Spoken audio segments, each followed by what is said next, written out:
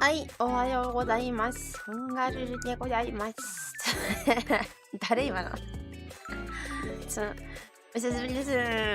あ、中村さん、ありがとうございます。お久しぶりです。こんがらです。あ、闇田さんもおはようございます。お仕事いってらっしゃい。頑張れ。久しぶりすぎて我を忘れてしまった。ちょっと待って。あ、待って、目薬さすの忘れてた。ちょっと待ってて。これどこやったっけ？さあ、本日は NA のデイ3ですね。ちょっと待ってね。ガルルが見えないのは仕様です。なんだっけな。今日は TSM がいないグループ。ちょっと声出ないな。ちょっと待ってね。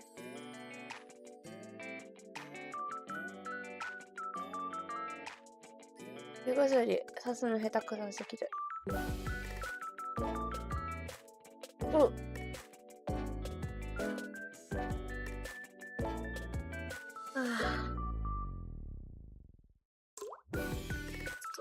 目薬をささないといけない運命になってしまった。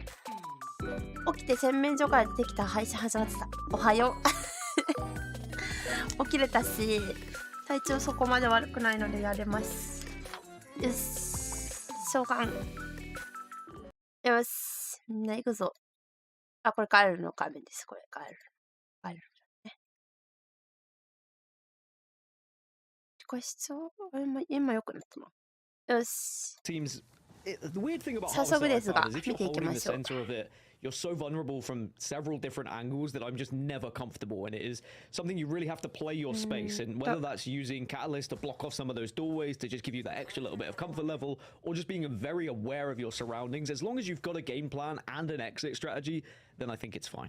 You can see that Gent is kind of scouting at the moment and managed to work out a way for tripods to navigate this position. They're going to take the position down in the snake instead. Merc's going to do a good job to rotate and kind of deny the line of sight from the team up on the high ground. All of tripods now in zone, healthy in zone as well, and able to overtake that team that was inside of Harvester. So nice all of a sudden it's a little bit more uncomfortable as there's a charge rifle Chad who's on the map at the moment. He's looking to singe a few beard hairs. 見ます。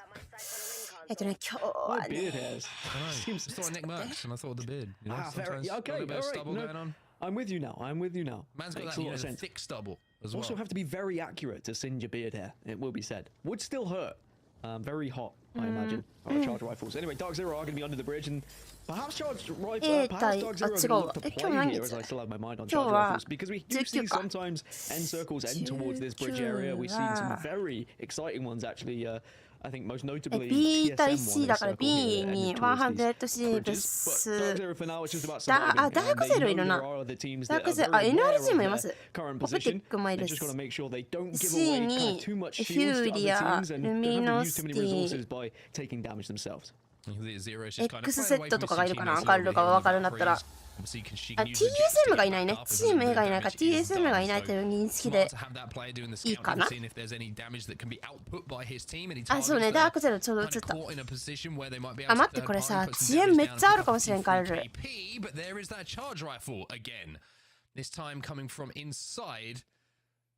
遅延があるかもしれん、これ。エナジもある。あ、いや、そんなに遅延ないか。今日の遅延どんぐらいにしちゃったかな、ガルル。最近ちょっと遅延少なめでやってるからそこまであるかな。中丸さんしか起きてない説があるわ。So this is going to be a tough one for Optic Gaming, and I'm very curious as to where they try and place themselves. Like, this Valkyrie ultimate is not going to take them to the circle. We know that, and they know that. They can only go a little bit further than Tree. They are flying towards another team. Okay, finally they get that info, and now this is a big decision. Do you try and fight it? No, you've just got to go under the tunnel and stay safe. We'll be safe for now. By the way, Skittle Cake has evolved into Skittle Cake. Just so this could be his final form. 今日はもう誰も来ないかと思ってたわ。ガルル出てる。あ、出てるな。And outside of that, 100 Thieves trying to make their rotation as well from the northern side of all of this going on right now. 誰もね、来ないかと思ったらみんな寝て。Scurry's kind of holding things down for them, making sure that nobody's going to peek over from the hot springs area. But 100 Thieves right on the edge of the zone at the moment, Dan, and been a bit up and down for them. I would say in the last 6 months, 100 Thieves. You know, Land didn't have the performance they wanted. Maybe this is their opportunity to answer back in this split. スマホ立てる、コメント読めるようにスマホ立てるやつを買ったのにさ、どこやったんだっけ？Areas where they expected to. There's a lot of expectations that are put on shoulders from not just organizations, but from yourselves as well, right? Where you look at what you've been able to achieve. 訂正したばかりの村人さん、おはようございます。あ、ゆきろさん、おはよう。みんな生きててよかったよ。おはよう、おはよう、おはよう。自分はいつもこれぐらいの時間に起きてますからね。あ、そうなのすごいね。英語はわがちゃわないぜです。雰囲気楽しんでるタイプです。すいません。やっぱ日本だけじゃねえぞ、エイペックスということで。あ、なんか、俺なんか落ちたんだよ。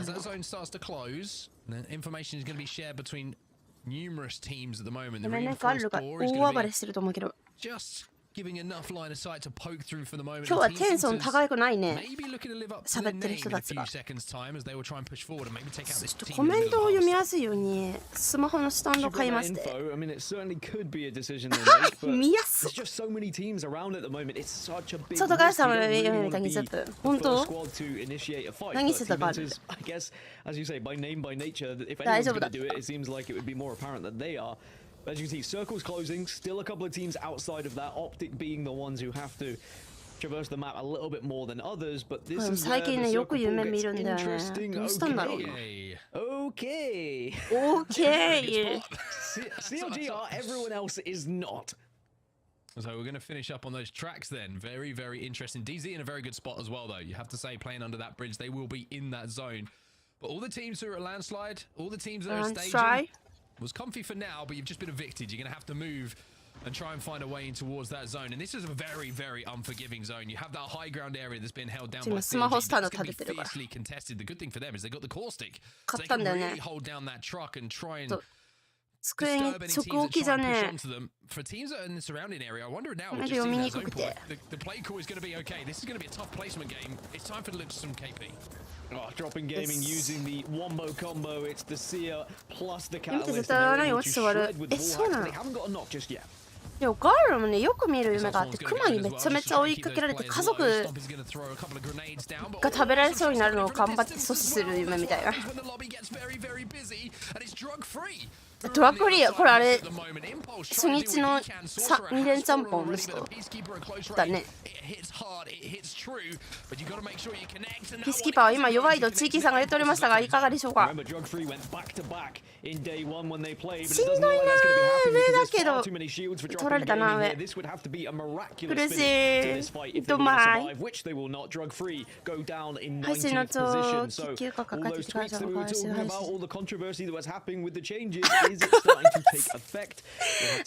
顔立ちを始めて悲しいこれからおもろいね、キムさん、それおもろいわ。面白い。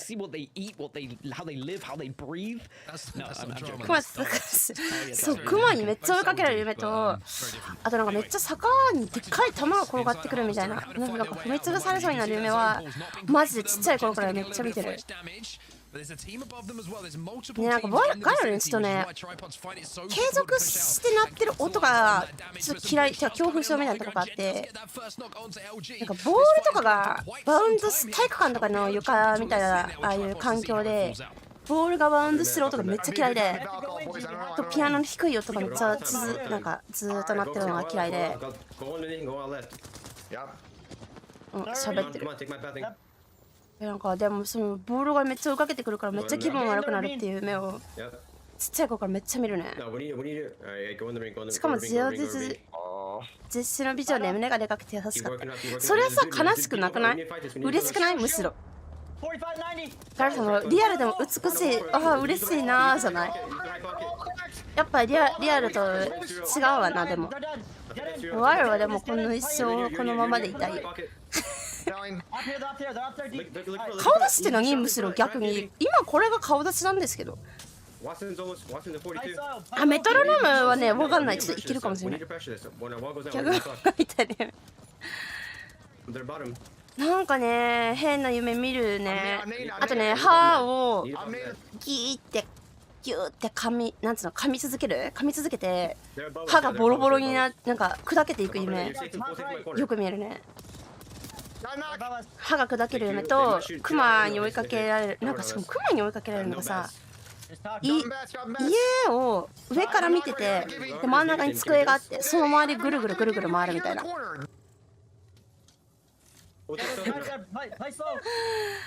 それめちゃめちゃ見るんだよな。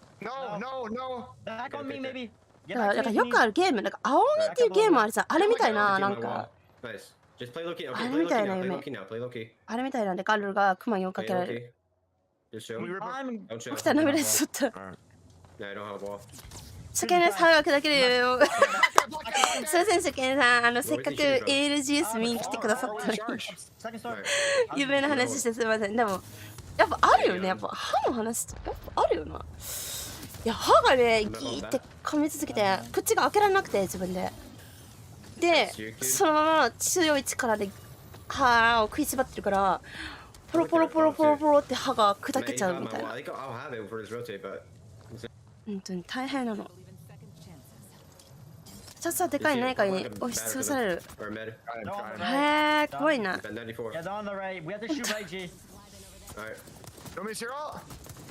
ペックス見ながら歯砕ける夢とか、そう、おかしい、ちょっと。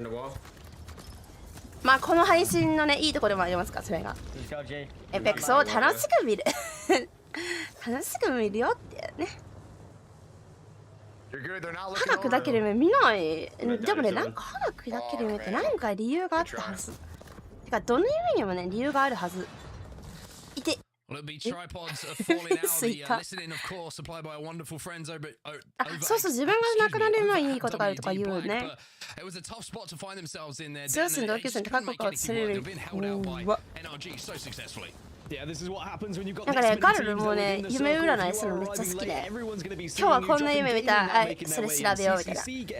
この間だったら、まあ、推しとドライブをした、まあ、推しっていうのはリブの参議院なんですけど、ガルルが車運転して、助手席に那覇さんがいて、なんか助手席にはね、那覇さんとか栗原さん交代してて、絶対ジジイさんは後ろにいるんだけど、4人で車乗って、楽しくドライブする夢を見て、でガールはちょっと栗原さんと玉那覇さんが好きなんだけど、なんかジジイさんがいい男すぎてメロメロになりかけてる夢だったわ。リグロマイトで動画、あれね、ガールちょっと時間なくて途中までしか見れてないんだよな。だからね、もっとね余裕がある時に見たいなと思って。あれお宝動画だからあれ。うん、お宝動画だから超楽しみに撮ってるのね。ネメシスさん夢に出てきた。それ殺されすぎてちょっとうっとしすぎてちょっとそれ。前に入れたらなんかいいかとない。どうなんだろうね。アスレチックみたいなやつ、なんかジャンプしたら頭引っかかったよな。まあ夢はちょっとこんな、なんていうの、例えばガールだったら推しドライブ夢みたいな、推しドライブする夢みたいな、なんか調べたらなんか出てくるよ。で何歳とか見て、なんかいろんな意見を見て、ああこういう今がガールはこういう心境なんだみたいな。だから今回はですね、BC なんで、X セット、有名な子でガルルが分かるのは X セットと100シーブスとダークゼロと、オプティックと、ルミノシティと、ヒューリアとかその辺かな。あ、NRG もいる。いないのは TSM ですね。有名どころで誰がいないって言われたら TSM かな。津田健次郎さんのドライブスタイル嘘、イケオジすぎん。はい、話すからさに腹も思いながらこれがいいのかっていうなんか推しとかとさ、なんかする夢は自分の願望とかもあるらしいね。ランクにカタリストシェアが増えて、あ、そうなんだ、やっぱりマネージ1週間ほぼやってる。ガルのもね、1週間やってないですね。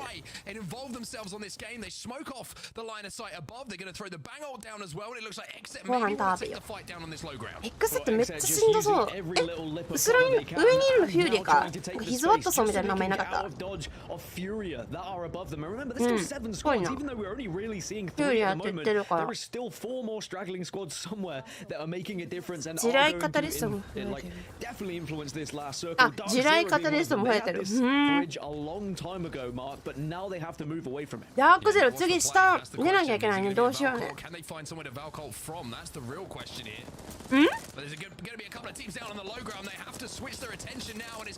さらに下にいるんかい。頑張れ、ジェンバー店。おお。ゼロ激浪。なんでか分からないと早く。いや、こっちの NA の ALGS 初日から半分以上のパーティーが、まあなんかほぼ全部のパーティーかなと思ったんだけど、後から計算したら多分12、3パーティーとかかもしれんけど、ほとんどがカタリストシェアを入れてるパーティーで、カタリストシェアバルかな、この100シーブスもだけど、日本人の多分一般ピーポーたちもそれ見て影響を受けてんじゃないかなって感じかな。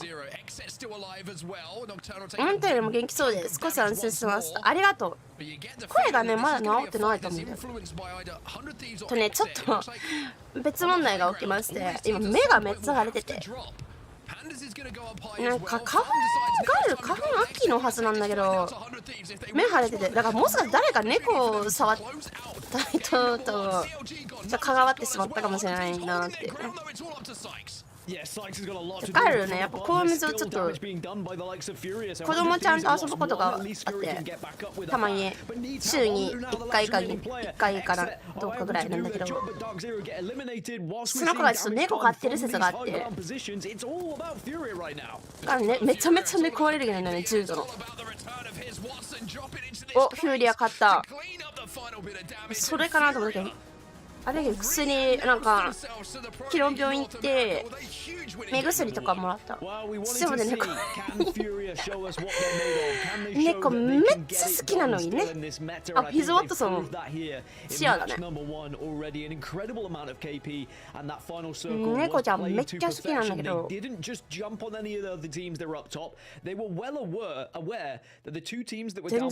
2人だ今日。So Furia kept their eyes on it, made sure they focused, hoped that everything would play out as it was meant to above them, and then they were just able to clean up the pieces. カタリストシアバルのメタルホライゾンまたどうだろうね。でも現像さ、この NA の ALGS 見てて、まあでもガルまだ1日目と今しか見てないんだけど、1日目ホライゾン使ってるのはあれだけだ、TSM だけだったね。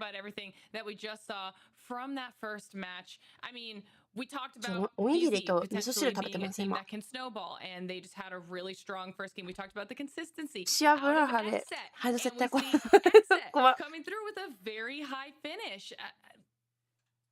前回バルは固定みたいな。そう、でも結構今回もバルいるから。しっかりと。お姉さんダメなのって言ってあげないといけない。猫ちゃん。めっちゃ爆速でおにぎり握って、インスタントの味噌汁にお湯入れてきた。このコ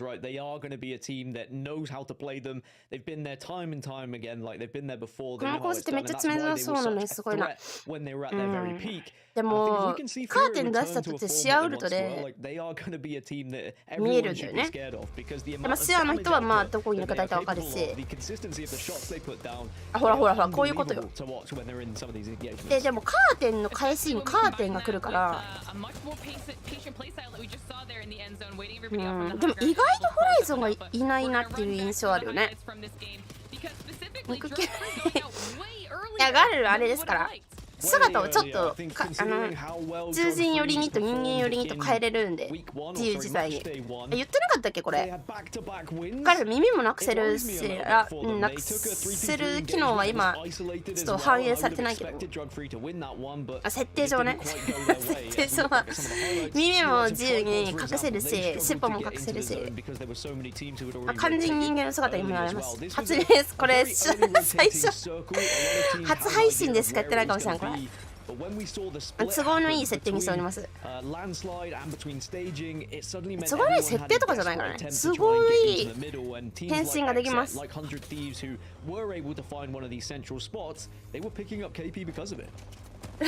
定能力。そう。あ、水木さんおはよう、おはよう、おはよう、お久しぶり。設定じゃないよ。そうだから獣人族がそもそもそういう設定で全員生きてきてるから、神様からそういう設定をね受けてるから。めたいとか言うの、さっきなんか顔出すとか言ってた人は、顔出す今が顔出すだろうか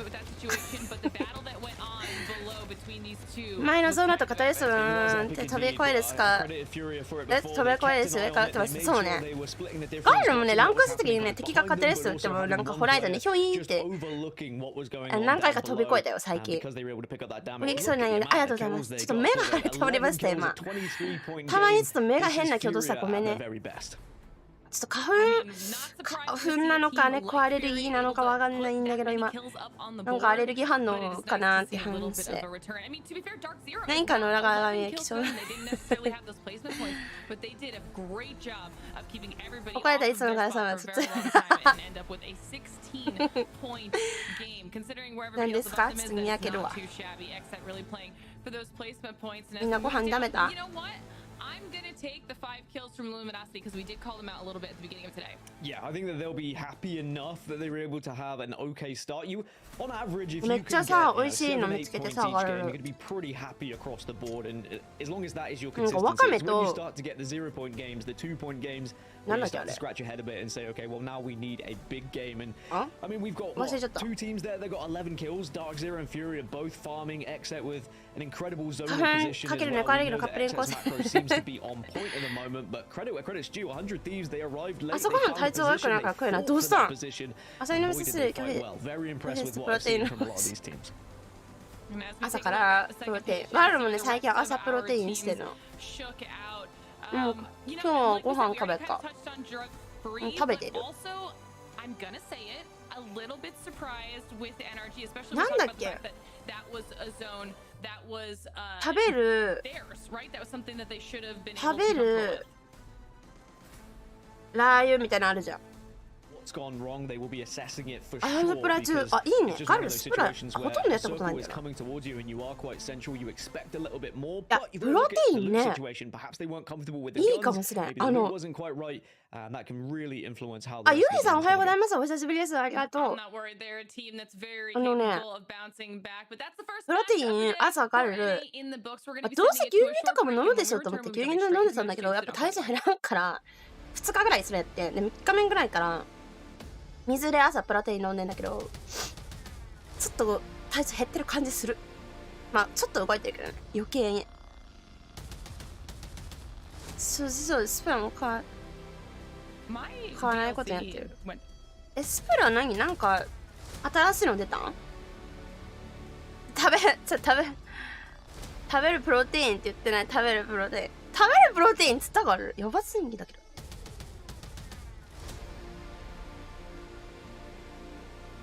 あ、じゃあ変わるんじゃないよね。中村さんだよね。死なないでね、食べるプロテイン食べて。粉で詰まって死にそうだけど。飲み物だよね。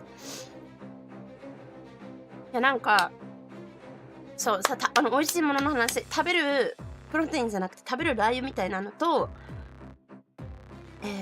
商品名忘れちゃったんだけど、食べるラー油みたいなのと、わかめが一緒になったジップロック付きの袋に入ったなんかご飯にかけたりするやつがあって、それめっちゃうまいんだよね。めっちゃうまいのよ。調べてあるかな。食べるラー油わかめみたいな。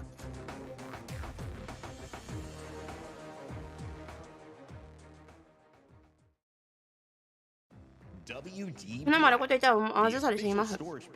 まずそう。期間に入ったら最悪ね。調べるわ。自分で調べて出てくるか見るわ。出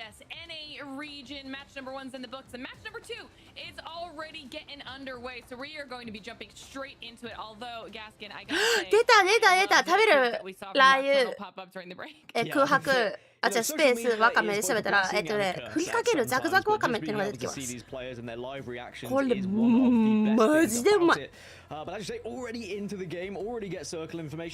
深夜じゃなくてよかった。めっちゃうまそう。あ、そうふりかけるやつ。これやばい。めっちゃうまい。ご飯にかけてもいいし、おにぎりもいいし、今ガルルおにぎりに食べてます。これマジでいいよ。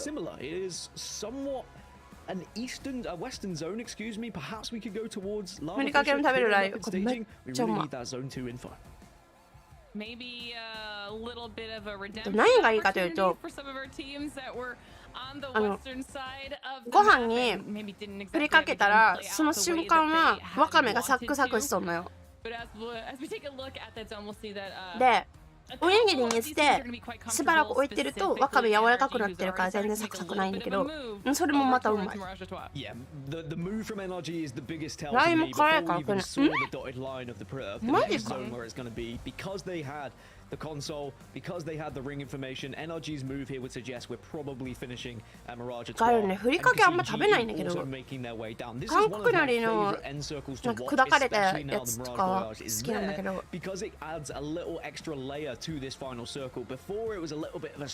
クサクのわかめですね。めっちゃうまいから食べて。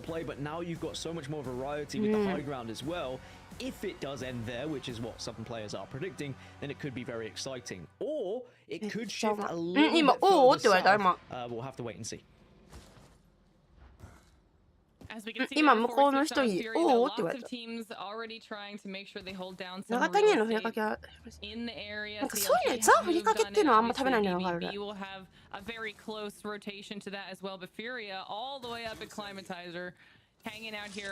なんかふりかけだけでご飯食べるんだったらなんかもっと美味しいおかず自分で作って一緒に食べたいと思っちゃうタイプ。I'd like to see a return to glory. I'd like to see Furia show us what they're made of. Because when Furia were at the best, they looked almost unstoppable. It was only for, you know, the trials and tribulations of other teams and maybe their zone performances that really shut Furia down. But similarly to what we've seen in EMEA with how good Fire Beavers have been, Furia were that team, right? Furia were the team that used to run through lobbies. They would decimate anyone that was in their path. And if they can find that same form, then the rest of the lobby should be terrified indeed. And I really hope they find that same form. Which I guess then does tie into the conversation that you already started very early on in the match point format, even if they are super aggressive. Are they able to close out the win? Was the more conservative play at the end of game one potentially indicative of maybe a slight shift in that direction? I think so. I think that you have to learn about what the meta is doing, and perhaps they have looked and assessed at what's been going wrong for them, and now they are knowing that they just need to know when to switch up a little bit, when to change the pace of play. And I've said that about a few teams historically throughout ALGS. They might be an excellent killing team, an excellent slaying team, but they just need to find that extra little oomph so they can also play it slow in those final circles. If you can combine the two, you suddenly become the perfect team. Speaking of perfect teams, in Optic Gaming, 玉ねぎの辛いみたいな感じ。あ、ガルも生の玉ねぎはもうしんどくなる。生玉ねぎの辛さ無理。めちゃめちゃスープとかで柔らかくなってたら食べれるくらい。あとカレー作るときもきつね色まで炒めちゃうね。きつね色炒めたら玉ねぎはうめえ。おかわりはね食べたいけどね。太るから腹8分目でいこう。辛いスパイ苦いやつ。should escape, and at least maybe there is going to be the opportunity for Drug-Free to get back into things. But remember, Drug-Free, a team who had that impressive start to day one, they had all the drama on the social medias, and now they're struggling in games 1 and 2 here in match day 3. でしょ、ちゃんとご挨拶はしなきゃ。 Hopefully. After these first 2 matches, and maybe rat for some placement points at least for now, but Optic 国の指導者とか、まあ、国のねトップに立つ者としてね、教育をしていかんといけないから自分が神だなとね。ご飯2、ちゃんとカルル全部食べます。お残しは許しまへんねってちょっと忍たま乱闘で学んできてるから。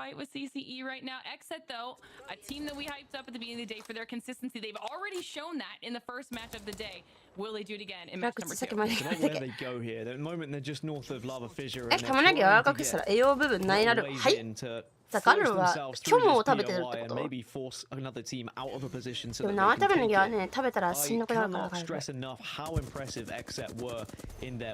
あれ、検査してるだけでガルル玉ねぎアレルギーかもしれないからワンチャン。生玉ねぎアレルギー。だから生玉ねぎってさ、ガスあるみたいな言うじゃん。And speaking to Hobbick, he says they want to be considered one of the best teams in the world, right? They want to have that respect that maybe arguably they don't have right now. キュウリ食ってるためです。キュウリはほぼ水分ってですね。どれでも苦手でもうまいがある。そうやな。でも苦いの苦手だし、ゴーヤも苦手っちゃ苦手だけど、ゴーヤチャンプルーはなんとなくうまいなとは思う。いけーと思いながら食ってる。うーと思いながら。食ってるとか言うな。食べてるって言いなさい、ちゃんと。忍たまラントロ。忍たまロントロ。There are a lot of people that have already made their way into where the zone is. And interestingly as well, just seeing the zone information now that has pulled, if anyone has a ring console and if anyone's able to get that ring info, we are going south. So the Mirage Etoile is not going to be where we finished. Exet are going to have that information. That's why they were fighting so heavily here at Lava Fisher, so they could get some information. They don't, of course, get ring information because it's not a ring console, but they will get the survey beacon, which gives them a scan of where all the players currently are on the map. It will give them an idea, but this is the problem with survey beacons. They now may get a false sense of security where they think it's going to be a Mirage Etoile finish. They do not know that actually is going to be pulling a little further south down towards the area near staging. And then by the time they find out, so many other people will have already rotated in, grabbed whatever available real estate there is, that they might have a really rough push into any sort of a safe area. It's going to be interesting to see how that plays out for them, but we can see some of these teams already making their move, dropping gaming here. On a rotate, making their way through the choke. Hopefully, no one waiting on the other side of it for them. They feel safe for now. Yeah, safe for now. I mean, they've got LG to their right in Harvester, which I think they're aware of. They've just got to be careful they don't expose themselves too much. That's one of the things with a lot of these rotations in World's Edge. You do get a lot of cover, and that's why a lot of people prefer World's Edge over Storm Point, is because it's a little bit more cover to play with. Traditionally, rotations are fair because they've been playing it for years. 扉が閉まってない状態で扉が開いてる状態でめっちゃ遠くの部屋にいるのに今玉ねぎ切ってるでしょつっていつも Whereas sometimes on Storm Point there just isn't a plan B. You have to force yourself either through a team or over a team. マジでバーベキューの意味ないじゃん。 Little bit of poke there coming out with the charge バーベキューのナスうまいよな。 as they just hold that area for 3 now. メ We ート can ル see 3メートル BBB 半径 was 3メ down ートル by thermal. そうだな半径 Have set 3メートルぐらい themselves up well right now because they'll be at least でも多分反応するね on ガ the ル safe ル side of the zone. No one really trying to come ユ through ー and カ rotate ア from リル behind. そんなのが Everyone ある else that thought ユー it カ was です going to ね be up by Mirage Etoile is now forced to 玉ねぎの周り rotate にデパート from the north south to the south, and they're all going to get ガルルデバフ super 食らいやすい congested in on each other. Yeah, I mean, it could be one that just finishes slightly north of BBB, or it could be a little bit closer towards staging Mirage Etoile. I think this is a very tough circle for a lot of these teams to try and work out on the shift. I mean, it's going to be a big shift afterwards where a lot of teams are going to learn quite late on, and maybe too late, and it is going to be mayhem at Mirage Etoile. I tell you, it is going to be every single team trying to fight for any little bit of scrap of cover to then get to the next circle. かぼちゃとかさつまいもが嫌いで、 9, 10 teams all eliminated at once, and it is going to be, 口の中がもっちゃり from す our る point か of ら view, 嫌いなんだけ very ど。 fun to watch. From the player's point of view, it's going to be one of the least enjoyable experiences バー they'll ベ have キュー、 today. まあ、そうだな。 You know, of all places though, for this level of バーベキュー chaos 会絶 to 対 go なきゃわか down, る。 I 玉 feel ね like ぎがでもね、 Mirage is the 外だからあんま感じない It か seems な。 apt, right? But that's all what Mirage would 玉 want. ねぎ投 I'm げ sure 落と if す he 使 has え a る。ガレル POI, だけだよ、 he そ just れ、 wants ダメージ食らう everything の to。be full of lunacy, and that's certainly what we're going to have. Furia now. Still on the outskirts of なん everything か as they さ start つまい to も make their と way か through かぼちゃは countdown. 最近何も加工されないで、 Being okay because of how 何も味付けられないで、なんか蒸したやつとか焼いたやつはちょっと美味しいかなって感じるようになってきたけど。 Well, yeah, I mean, Furia お、ヒロさんおはよう、 traditionally よ are う an よ edge う team. よう。 They will play and just 今日も naturally まだ get that 暗 zone 殺者の仕 information 事 when は it's presented to them. Maybe まだ始まってない not んだね。 through ring consoles, perhaps, but as they are あ、 still そうそう、 in the バーベ red, キュー once 先に they 来てあ escape る countdown, せ they're い。 going to get the info that it is going to pull 多 ever 分 so 外だから slightly 基本 away from maybe the バー area ベキュ they ーって。 think of. And it's always a 多 tough 分 way to play あ because ん if ま there り are 遠 going to く be 見たらあ other んま teams who are 届 also かない busy かな、 on ガ the レル。 edge, then you might not be able to find the success. But here comes Luminosity. They want to take a push. They want to get involved, and they will absolutely beam the team そんな inside. に反応できんかぐらいだったね。あ、でも吸い込めとったんかな、今。 Now finding themselves on the opposite end ここ of カタリストも入れて Luminosity's ホライゾン guns も入れて right んの now が and すごいな。 instantly taking ス down キヤのために、ごめん、スキヤをマジで食べない。スキヤを食べた記憶がないね。生まれてこの方。いや、わかる。なんか、吉野家かな、なんか、ちっちゃい頃に友達のお父さんに、友達の家に行って、友達のお父さんが買ってきて、一回だけ食べた、何か牛丼、どこかの牛丼を一回食べた記憶はあるけど、マジそれ以外一回も食べてない。自分の意思では食べてないからわかんない。みん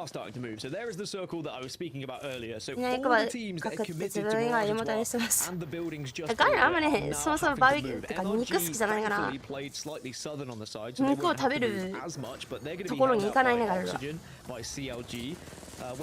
ベキュー行っても何も食べずに終わってしまう。投げた野菜そこで中村さんに野菜投げてそれをなんで何このモノクロあカーテンくぐったんかDrop-in Gaming have a nice little spot for themselves to hold nobody to worry about around them and lots of loot boxes at their disposal. That is massive from Drop-in Gaming. BBB would have thought they were sat pretty, they were comfortable, they thought they owned the south of the zone. No one's predicted the circle, right? But Drop-in でもね、油のラーメンなんか見たな、なんか最後だからみたいな、最後閉店がなんつうのみたいな。as it stands, but there閉 is 店っていうの still はもう room 終わ for っちゃう other って teams こ to と rotate round that way, so they just have to make sure they keep an eye on things 恐 and ろ don't しい allow anyone to walk up on them as 沼 freely みたいな as ラーメン食べてたね。 they've walked up on BBB. Dark Zero making their rotation from the northern side. They're under a lot of pressure right now, trying to use the Dark Veil to try and stay alive at the moment, and at least they were able to all get their bats off. 明日なくなっちゃうの？じゃあ今日も食べに行かなきゃじゃん。 CCE who are putting pressure from above. Yeah, that was definitely a little bit of a rough rotation away there. They had to walk around those rocks and were just right in the middle of the sights of CCE. 今日も行ってる気持ちが見えた。 CCE doesn't end up punishing them too 未来予知。 badly for that. They do escape 好 and きで get す a か？ decent そっ amount か、 of その space 対 away 通 from に them that will give them 影響する time の to か。 reset while CCE now looks towards the skies to see which teams are going to be flying in. And I believe that was Furia and Dark Zero now is also going for that rotation. And this is where things will え、 start to 油 get が乗って hectic. ないバージョンはないの？ Maybe hoping that this one's going to be じゃあ finishing 油の over 乗って towards ないバージョン staging. は食べ It な is くて going も to いい be a のか。 50-50 bet from a lot of these teams. Does it go め staging or っ does ちゃ it 寒 go い。 south 氷 of the めっちゃ入っ mountain たお over 茶飲んだら towards めっちゃ寒い thermal? 今。 Wherever it ends up, there are only then 2 chokeholds that you have to go through to get to the other side. でも So 昨日食 once べて you've 今もダ committed メー to ジあ one るんです side, よ。 you are probably banking on it being that side. As I say that, there is the next circle. You can see 油っ the て取りすぎ information. たらダメな Furia んだ have ね。 already got it, and it is going to be predominantly on the 油ないと staging ラーメンの side. 意 So 味が the ない。 teams who マ are ジ on か the よ。 southern もう are 麺の going 時 to 点 have で to ラ move ーメ now. ンじゃん。 Furia did make the right call, but you can see they're down to just 2. A lot of teams have lost one player on the way, and they might have to just try and fight tooth and nail as a duo here. Yeah, this is about to get really tough for some of these teams that haven't already nailed some sort of 寒い、 space めっ down ちゃ。 that they can hold. 暖房つけよ You うか can な。 see Furia did fly in and end up getting instantly punished for it. They're now down to do 2. SCS is the one that's putting in a lot of work against them. And あれ、ヒーローアッターさんどこに逃げた？すごいな。ここジム積んでるぞ。Gibby heirloom, an heirloom I've not seen in quite some time. But SCS pulling out the old tricks is going to be Wraith, it's going to be Gibby. And maybe this circle could work out for them. Can the bubble be the difference maker? But here comes the push. The Horizon ultimate drops down. The black hole is so tough to try and escape from as SCS just backing off, hoping to use those fences to their advantage. But unfortunately, Crust has gone down. So is Slayer.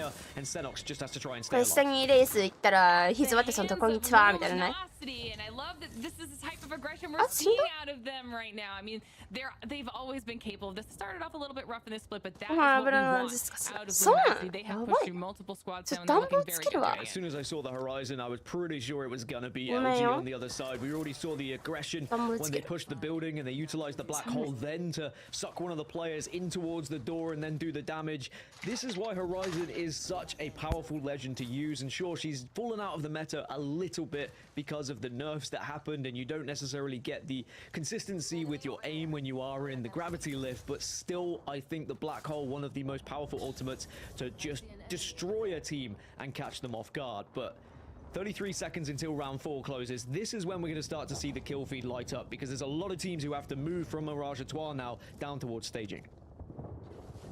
One of those teams will be NRG. They are right on the edge, trying to decide the right time to get themselves in a better spot. But there are so many teams around this area that the push that they will have to make in, while also watching their backs for anyone who's behind them, could get a little bit messy for NRG. Meanwhile, CCE right under their bridge, looking down below them and starting to clean up people's blood. I see LG popping up in the kill feed. Luminosity goes down. OXG goes down. And this is what you were saying, Dan. Everything's about to kick off. お、チャンリオさん上がれる。どこ上してあ、いや、どこ上してるとか。あんまないですよね、こっち。まあ、今日いないけど TSM 好きかなぐらい。まあなんかやっぱ、日本だけ見ててもなーって感じなんで、ちょっと見るかって感じ。Because look at CLG right now.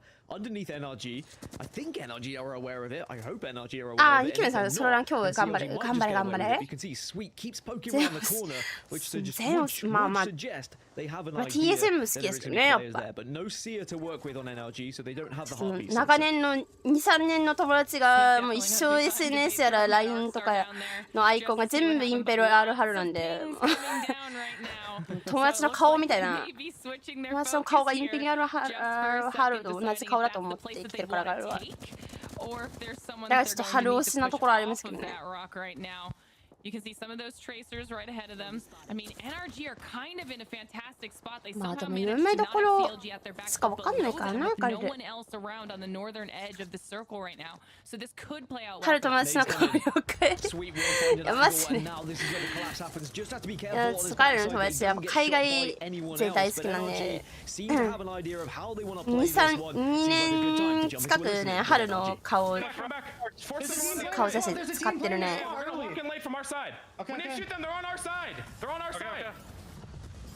下が待ってないから、なんかね、喋れないな、今日。私も春、そう。友達の顔、春見てたときに、あ、春、あれみたいな。友達の顔だと思ってたまである。さすがに嘘だけど。インペレアル春になってた。Did we have a lobo anywhere? I need a bat. He just beamed me on the Dorito. I'm frying them in the Dorito. We need to look left. The team is going to be crossing the blue right now. 春の顔を見るとね、なんか友達見てるような安心感が出てきちゃう。マジでガル2、3年、2年かなぐらいのエペックスやってる友達がいて。